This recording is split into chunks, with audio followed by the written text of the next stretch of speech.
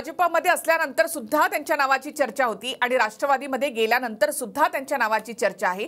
त्याचबरोबर अत्यंत आक्रमक असलेले आणि नेते आणि त्याचबरोबर त्यांच्या अनेक वक्तव्यानंतर प्रमुख नेत्यांना सुद्धा त्यावर उत्तरं द्यावी लागतात असे आक्रमक नेते, ज्येष्ठ नेते एकनाथ खडसे आपल्यासोबत आज ऑनलाईन जोडले गेलेत। नाथाभाऊ, स्वागत तुमचं TV9 मध्ये। धन्यवाद जी नाथाभाऊ, पहिला तर प्रश्न आहे तो म्हणजे एकतर तुम्ही भाजपत आहात की मग शरद पवारांच्या पक्षामध्ये आहात? मी भाजपत कधी प्रवेश केलेला नाही। मी शरद पवार साहेबांच्या पक्षामध्ये आजही आहे, पूर्वी होतो आणि आजही त्यांचा सदस्य आहे। राष्ट्रवादी काँग्रेसचा मी राजीनामा दिला होता, परंतु राष्ट्रवादी काँग्रेसच्या पक्षाध्यक्षांकडून तो स्वीकारला गेला नाही आणि मी स्वतःहून भारतीय जनता पार्टीमध्ये मला प्रवेश द्यावा असं कधीही विनंती केली नव्हती। भारतीय जनता पार्टीच्या वरिष्ठ पदाधिकाऱ्यांनी मला सूचना केली की तुम्ही भाजप जॉईन करा आणि त्यांनी 2-3 जणांनी सूचना केल्यामुळे मग मी त्या ठिकाणी त्यांना म्हटलं की ठीक आहे, मी विचार करतो, म्हणून भाजप प्रवेशाचा हा विषय आला। पण नाथाभाऊ, तुम्ही गेल्या वेळेला म्हणालात की JP नड्डांच्या उपस्थितीत दिल्लीमध्ये तुमचा भाजपमध्ये पक्षप्रवेश झालेला आहे।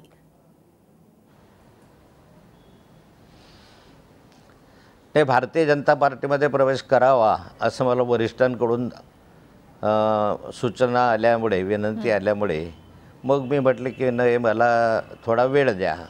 पण त्यांनी सांगितलं की नाही, वेळ कशाला हवा, आताच प्रवेश करून घ्या। दिल्लीला मी होतो, विनोदजी तावडे, रक्षाताई खडसे, मी असं आम्ही नड्डाजींना भेटल्यानंतर नड्डाजींनी माझ्या गळ्यामध्ये मफलर घालून तुमचा प्रवेश झाला असं मला सांगितलं। परंतु त्या प्रवेशाला राज्यातील काही नेत्यांकडून विरोध झाला आणि त्यामुळे मला वाटतं की भाजप प्रवेश जो आहे तो थांबला। मुळापासून माझी काही इच्छा नव्हती, परंतु वरिष्ठांकडून तशा सूचना आल्या भाजपच्या आणि म्हणून भाजप प्रवेशाचा विचार केला। म्हणजे नाथाभाऊ, तुमचा दिल्लीमध्ये JP नड्डांच्या उपस्थितीमध्ये प्रवेश झाला होता, मात्र महाराष्ट्रातल्या 2 नेत्यांनी त्याला विरोध केला असं तुमचं म्हणणं आहे। महाराष्ट्रामध्ये असे कोणते 2 पॉवरफुल नेते आहेत की जे नड्डांवर सुद्धा दबाव टाकू शकतात? हे कोण नेते आहेत की ज्यांना तुम्हाला भाजपत तुम्ही येऊ नयेत असं वाटतं? हे बघा, लोकसभेची निवडणूक लागली होती। लोकसभेच्या निवडणुकीचा निकाल तर तुम्हाला माहिती आहे की भारतीय जनता पार्टीचे 9 सदस्य निवडून आले। त्यामुळे भाजपची परिस्थिती नाजूक आहे असं त्या कालखंडामध्ये वारंवार सर्वेच्याद्वारे सुद्धा दिसत होतं आणि वर्तमानपत्रामध्ये सुद्धा तशा बातम्या येत होत्या। त्यामुळे भाजपला बळकटी मिळावी या हेतूने वरिष्ठांकडून कदाचित मला भाजप प्रवेशाच्या संदर्भामध्ये सूचना केली असावी किंवा नड्डाजीने तो प्रवेश केला असावा। आता ज्या वेळेस रक्षाताई निवडणुकीला उभ्या राहिल्यात त्यावेळेस भाजपमध्ये तुम्ही मदत करा, मग रक्षाताईला मी मदतही केली, रक्षाताई निवडून आल्या। म्हणजे भारतीय जनता पार्टीचा उमेदवार निवडून यावा तिथपर्यंत ह्यांनी ठीक आहे की नाथाभाऊ तोपर्यंत चांगला होता, पण उमेदवार निवडून आल्यानंतर बाकी मग प्रवेशाला आम्ही विरोध करतो, मग आम्ही यांना साथ देणार नाही, मग आमचं केडर बंद पडेल, मग असं पडेल। ज्या माणसाने 40 वर्ष भारतीय जनता पार्टी उभी केली, हे सगळे बोलणारे जे आहे ते माझ्या नेतृत्वाखाली काम करत होते। हे सारेचे सारे मीच राजकीय जीवनामध्ये यांना बळ दिलेलं आहे, परंतु तेच आज काही कारणासाठी विरोध करायला लागले। मग ठीक आहे, मलाही काही भारतीय जनता पार्टीमध्ये फार उत्सुक नव्हतो मी की यायला, मला भाजपच्या वरिष्ठांनी सूचना केली म्हणून मी भाजपच्या प्रवेशाची तयारी दाखवली। अन्यथा मला काही भारतीय जनता पार्टीमध्ये जायचं किंवा काही नाही, काही अडचणी होत्या आणि त्या संदर्भामध्ये माननीय शरद पवार साहेब आणि जयंत पाटील साहेब यांची चर्चा केली होती आणि चर्चा करूनच मग भारतीय जनता पार्टीकडे जाण्याचा निर्णय घेतलेला होता। नाथाभाऊ, महाराष्ट्रामधले ते 2 नेते कोण जे तुमच्या प्रवेशाला विरोध करतात? तुम्ही आक्रमक आहात, रोखठोक बोलता, मला तुमच्याकडनं नावांची अपेक्षा आहे। नाही, 2 नेत्यापेक्षा मला सर्वांना माहिती आहे की या संदर्भामध्ये विरोध होण्याची शक्यता जी आहे ते गिरीश महाजन किंवा देवेंद्र फडणवीस या 2 नेत्यांकडून होऊ शकते। मी दोघांचंही स्पष्ट असं नाव घेतो यासाठी की कारण की गिरीश महाजनांनी वारंवार याच्यावर प्रत्येक वेळी उत्तर दिलेलं आहे। प्रत्येक वेळी काहीतरी बोलणं, काहीतरी प्रतिक्रिया देणं हे गिरीश महाजन सातत्याने करत आले आहे आता मला हा संभ्रम आहे की कदाचित राज्यातले नेते मोठे आहे का नड्डाजी मोठे आहे. आता नड्डाजींचा प्रभाव कमी होतो आहे की काय या संदर्भामध्ये माझ्या मनात, मला आता त्या खोलात जायचं नाही आहे. कारण मला आता काय भारतीय जनता पार्टी हा विषय मी आता सोडून दिलेला आहे. मी राष्ट्रवादीमध्ये आहे, राष्ट्रवादीमध्ये मी काम करणार आहे आणि राष्ट्रवादीचा आमदार म्हणून मी सध्या आहे. नाथाभाऊ, म्हणजे मी थेट तुम्हाला सांगते की देवेंद्र फडणवीस आणि गिरीश महाजन यांनी तुमच्या भाजप प्रवेशाला विरोध केला. नाही, त्याने उघड विरोध केला नाही, पण आतून विरोध केला. आतून म्हणजे केडरला सांगायचं तुम्ही जायचं नाही, तुम्ही प्रवेश करताना म्हणजे नाथाभाऊची भेट घ्यायची नाही एवढी दहशत केडरमध्ये आली की जे 40 वर्ष माझे सहकारी होते ते मला सांगायचे की बा तुमच्याकडे आल्यानंतर आमचं काही खरं नाही, मग आम्हाला धाक आहे, मग आम्हाला असं सांगितलं जातं. आणि त्यामुळे बरेचसे कार्यकर्ते येत नव्हते, बरेचसे कार्यकर्ते भेटतही नव्हते. पण ते झालं, त्याच्यावर फारसं बोलण्याची आता माझी तयारी इच्छा पण नाही आहे. जे आहे ते आहे. मला आता भारतीय जनता पार्टीमध्ये मुळामध्ये मी वारंवार सांगणार आहे की मी प्रवेशासाठी स्वतःहून विनंती केली नव्हती. मला वरिष्ठांकडून सूचना आल्या भाजपच्या, म्हणून मी त्याचा विचार केला. आणि तोही विचार करत असताना राष्ट्रवादी काँग्रेसच्या पदाधिकाऱ्यांना मी खरी वस्तुस्थिती सांगितली आणि नंतर मग मी भारतीय जनता पार्टीकडे बोलवलं. नाथाभाऊ, तुम्ही म्हणजे मला वाटतं का JP नड्डा यांच्या उपस्थितीमध्ये त्यावेळेला तुमचा तो पक्षप्रवेश झाला होता. अमित शहा यांच्याशी देखील तुमचे चांगले संबंध होते, कारण तुम्ही त्यांना भेटायलाही गेला होतात. त्यानंतर रक्षा खडसे यांना केंद्रात राज्यमंत्रीपद सुद्धा देण्यात आलं. त्यामुळे तुम्ही त्यावेळेला भाजपचा प्रचार केला होता, आता तुम्ही राष्ट्रवादीमध्ये. हे थोडंसं वेगळं नाही वाटत? नाही, वेगळं वाटणं स्वाभाविक आहे, परंतु त्या कालखंडामध्ये बघा, एक तर पहिली गोष्ट सांगतो तुम्हाला की त्या कालखंडामध्ये भाजप प्रवेशाच्या संदर्भामध्ये नड्डाजींनी सांगितल्यामुळे की तुमचा प्रवेश झाला म्हणून मी भारतीय जनता पार्टीचा प्रचार केला, प्रवेश केला. आणि त्यामधून या ठिकाणी जे आहेत ते रक्षाताई निवडून आल्या, केंद्रामध्ये मंत्री झाल्या. तो त्यांचा प्रश्न आहे.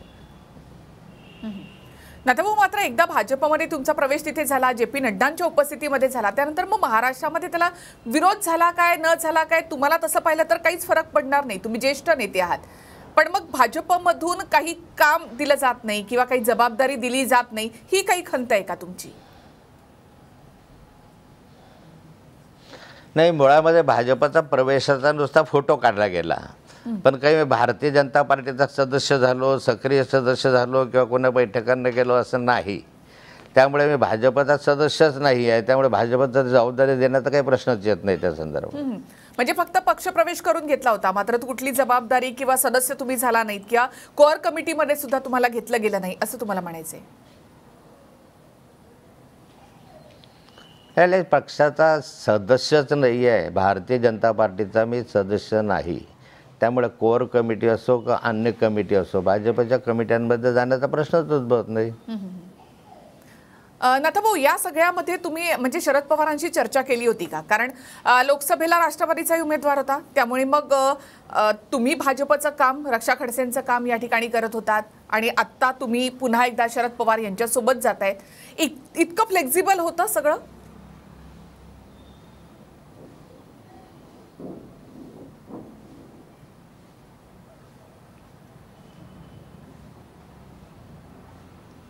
नाथाभाऊ, आवाज येतोय माझा?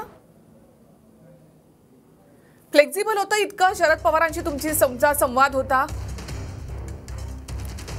तर एकनाथ खडसे यांच्याशी आपण या ठिकाणी बोलतोय. गेल्या काही दिवसांमध्ये एकनाथ खडसे हे भाजपवर देखील तोंडसुख घेत आहेत आणि मी भाजपचा सदस्य नाही, त्यामुळे कोअर कमिटीत जाण्याचा प्रश्न नाही असं त्यांनी म्हटलं. आणि मी शरद पवार गटातच राहणार आणि काम करणार असं नाथाभाऊंनी म्हटलेलं आहे. त्याचबरोबर माझ्या भाजप प्रवेशाला देवेंद्र फडणवीस आणि गिरीश महाजन यांनी विरोध केला असं एकनाथ खडसे यांनी म्हटलेलं आहे. आता माझी भाजपत जाण्याची इच्छा नाही असंही खडसेंनी म्हटलेलं आहे. पुन्हा एकदा आपण त्यांच्याशी संवाद साधणार आहोत. यामध्ये महाविकास आघाडीचं सरकार येईल असा दावा सुद्धा ते करतायत. जे काही सर्वे झाले त्या संदर्भात देखील त्यांनी या ठिकाणी भाष्य केलेलं आहे. महाजन आणि फडणवीसांकडून माझ्या पक्षप्रवेशाला विरोध होता असं एकनाथ खडसे यांनी म्हटलंय. दिल्लीमध्ये असताना भाजप प्रमुखांनीच मला पक्ष प्रवेश करा असं सांगितलं. त्यामुळे मफलर टाकून जे.पी. नड्डांनी माझा प्रवेश करून घेतला असं एकनाथ खडसे यांनी म्हटलं. मात्र मी काही भाजपचा सदस्य नाही, त्यामुळे मी कोणत्याही बैठकांना किंवा कार्यक्रमांना जात नाही असं एकनाथ खडसे यांनी म्हटलं. पुढच्या काळामध्ये आपण शरद पवार यांच्यासोबतच काम करणार असं एकनाथ खडसे यांनी म्हटलेलं आहे.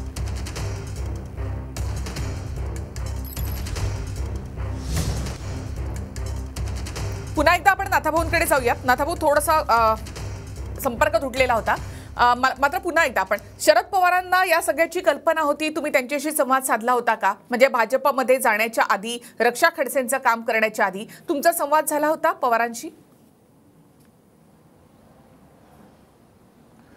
माननीय पवारसाहेब, माननीय जयंत पाटील साहेब यांच्याशी माझा संवाद झाला होता. मी साऱ्या परिस्थितीची त्यांना जाणीव करून दिलेली होती आणि ती सगळी परिस्थिती पाहून, माझ्याकडची जी परिस्थिती अडचणीची होती तीही परिस्थिती पाहून त्यांनी मला त्या ठिकाणी संमती दिली नव्हती, पण काही हरकत नाही असं म्हटलं होतं. आणि त्यामुळे मग मी नाईलाजानं, मला काही राष्ट्रवादी सोडायची होती किंवा राष्ट्रवादी सोडून मला जायचं होतं असंही नाही. काही वेगळी परिस्थिती त्या कालखंडामध्ये निर्माण झाली होती आणि त्यामुळे दोघांशी चर्चा करून संवाद साधूनच मी गेलो होतो. असं तर नाही नाथाभाऊ की रक्षा खडसे यांच्यासाठी तुम्ही लोकसभेला म्हणून भाजपमध्ये गेलात आणि आता कदाचित मुक्ताईनगरमधून रोहिणी खडसे विधानसभेसाठी उभ्या राहू शकतात आणि म्हणून तुम्ही पुन्हा एकदा राष्ट्रवादीचं काम करतायत, असं तर नाहीये? नाही, असा अर्थ काढला तरी काही मला वाटतं की त्याच्यामधनं होतं काही वेगळं आहे असं नाही आहे. मी राष्ट्रवादीमध्ये होतो, मी काही राष्ट्रवादी सोडली नव्हती ना. मी वारंवार सांगतो की राष्ट्रवादी पक्षाचा मी सदस्यत्वाचा त्याग केलेला नव्हता. राष्ट्रवादी पक्षाचा आमदार म्हणून मी या ठिकाणी आज राहतच होतो. मी भारतीय जनता पार्टीचा सदस्यही नव्हतो किंवा आजही सदस्य नाही.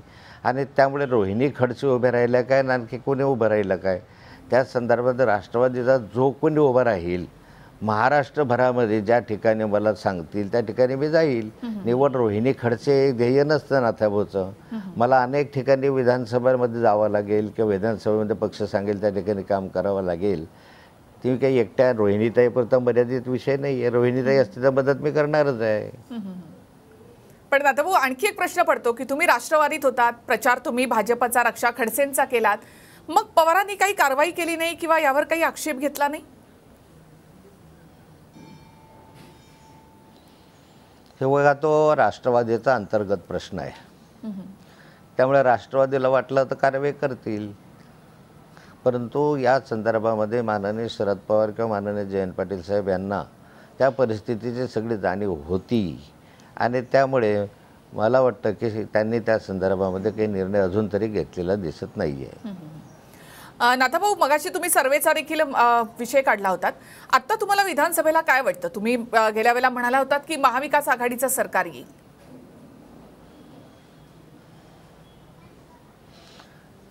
ते एकंदरीत जे महाराष्ट्रामधलं वातावरण पाहता आहे, महायुतीमध्ये एक भीती वाटते आणि म्हणून निवडणुकीच्या तोंडावर वेगवेगळ्या योजना आणण्याचा प्रयत्न करत आहे.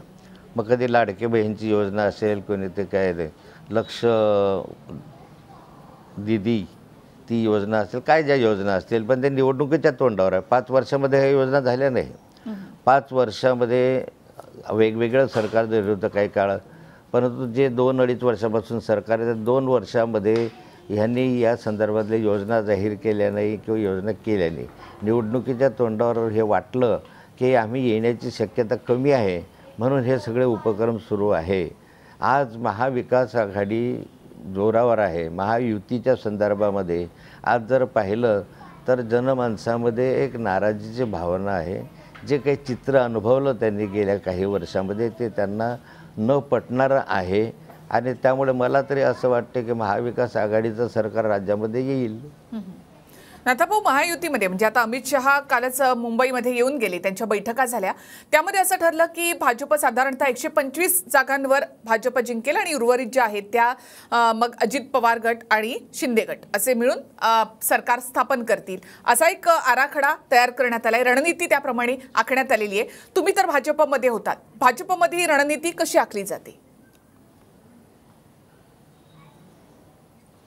जेव्हा मी भारतीय जनता पार्टीमध्ये होतो आणि मी साऱ्या महाराष्ट्राला सांगू इच्छितो की 2014मध्ये या भारतीय जनता पार्टीच्या निवडणुकीचे सारे सूत्र माझ्या हातामध्ये होते. मी अनेक लोकांना त्या कालखंडामध्ये प्रवेश दिला होता. खूप मोठ्या प्रमाणावर भारतीय जनता पार्टीमध्ये काँग्रेस आणि राष्ट्रवादी काँग्रेसचे नेत्यांना मी प्रवेश देऊन त्यांना तिकीटं दिले होते. ज्या ज्या ठिकाणी भाजप कमजोर आहे त्या ठिकाणी नवीन माणसं आणून त्यांना तिकीट देऊन त्यांना निवडून आणण्याच्या संदर्भामध्ये एक रणनीती तयार केली होती. ते निवडून आले. मी महाराष्ट्राला सांगू इच्छितो की एकनाथ खडसे ज्यावेळेस निवडणुकीचा सूत्रधार होता, या 2014ला देवेंद्रजी माझे सहकारी होते. त्या कालखंडामध्ये 123 आमदार आमचे निवडून आले होते. 123 आमदार निवडून आले असताना त्यावेळेस आमच्याकडे शिवसेना भाजप युती नव्हती. आमच्याकडे केंद्रामधलं सरकार नुकतंच आलेलं होतं. आमच्याकडे गोपीनाथ मुंडे नव्हते. आम्ही एकाकी त्या ठिकाणी लढत असताना आमच्या 123 जागा त्या कालखंडात आल्या. आणि नंतरच्या कालखंडामध्ये 2019ला शिवसेना भाजपची युती होती. केंद्रामध्ये सरकार होतं, पैसा होता, संपत्ती होती, साऱ्या व्यवस्था होत्या. तरी भारतीय जनता पार्टी 105 वर्ष का रुकली. आणि आत्ता तर मला असं वाटतं की 125वर याव्या हा प्रत्येक ठिकाणी प्रयत्न काय 150 येतील. त्या संदर्भात कार्यकर्त्यांचा उत्साह वाढवण्यासाठी आपल्याला आकडे सांगावेच लागतात. काही मग भारतीय जनता पार्टी असं म्हणणार नाही की मी 60वरच थांबणार आहे.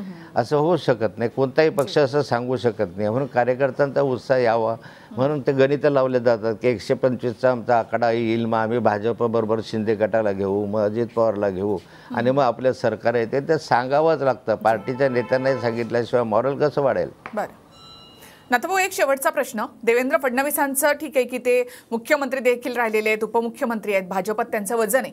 मात्र गिरीश महाजन तुमचा पक्षप्रवेश रोखू शकतात किंवा एवढा नड्डांवर दबाव टाकू शकतात? मी तर या संदर्भामध्ये बोलू शकत नाही. तो त्यांचा प्रश्न आहे. पण जे चित्र दिसतंय ते तुम्ही अनुभवता. जी, खूप खूप धन्यवाद नाथाभाऊ, तुम्ही आमच्याशी बोललात त्याबद्दल. तर मी